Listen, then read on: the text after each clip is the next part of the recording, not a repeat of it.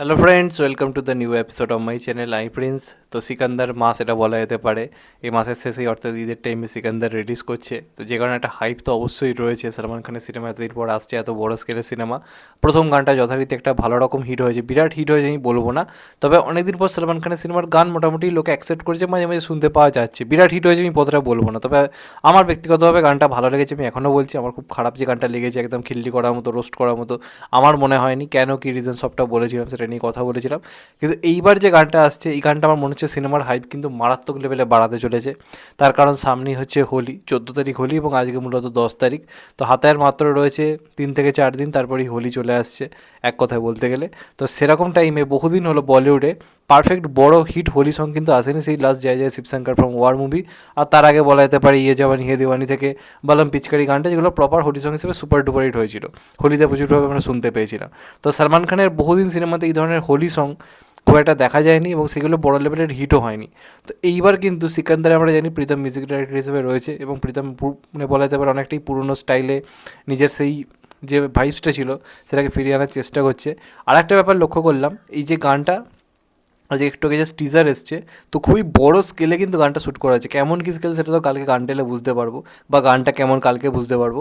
আপাতত যেটুকু যে শর্ট দেখলাম গানটার মধ্যে, গানটা কিন্তু ভালো স্কেলে শ্যুট করা হয়েছে, বিরাট বড় গ্যাঞ্জারে শ্যুটটা করা হয়েছে।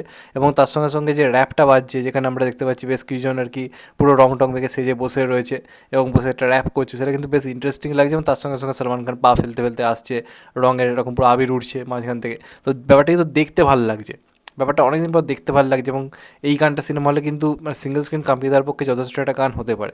কেমন হয়েছে, সুর কীরকম হয়েছে, লিরিক্স কীরকম, সেটা তো কালকে বুঝতে পারবো। আর একটা জিনিস লক্ষ্য করলাম, এই গানটার মাধ্যমে কিন্তু আরেকজনের কামব্যাক হতে পারে, সেটা হচ্ছে শান। শান হচ্ছে আমাদের টাইমের প্রচণ্ড পছন্দের একজন সিঙ্গার বলা যেতে পারে। তো এখানে তোমরা যদি ডেসক্রিপশানে যাও, সিঙ্গারের লিস্ট দেখো, সেখানে আমরা শানের নাম দেখতে পাচ্ছি। তো অনেকদিন পরে কিন্তু শানের একটা প্রপারলি বড় গান আসতে চলেছে, তাও প্রীতমের মিউজিকে। তো ব্যাপারটা কোথাও গিয়ে তো অবশ্যই নস্টালজিক। তার সঙ্গে সালমান খানের একটা এনার্জেটিক পারফরমেন্স আমরা হয়তো দেখতে পারবো।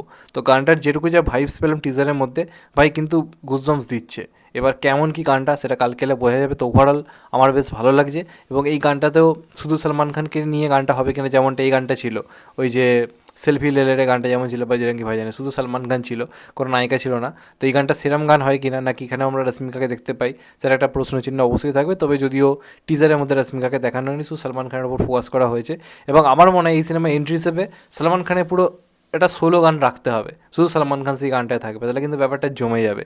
মানে অনেক দিন এই জিনিসটা দেখা যাচ্ছে না সালমান খানের সিনেমায়, শুধু সালমান খানের এন্ট্রি হচ্ছে, অনেক দিন মিসিং রয়েছে। তো সেরকম একটা গান এখানে দরকার রয়েছে।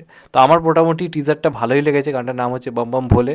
এবার দেখা যাক গানটা কেমন হয়। এই ধরনের গান তো বরাবরই হিট হয়ে এসছে, অনেকদিন বলিউডে এরকম ধরনের গান আসছে না, তো কোথাও গিয়ে পুরোনো ভাইবসটা দিচ্ছে। এবার দেখা যাক গানটা কেমন হয়।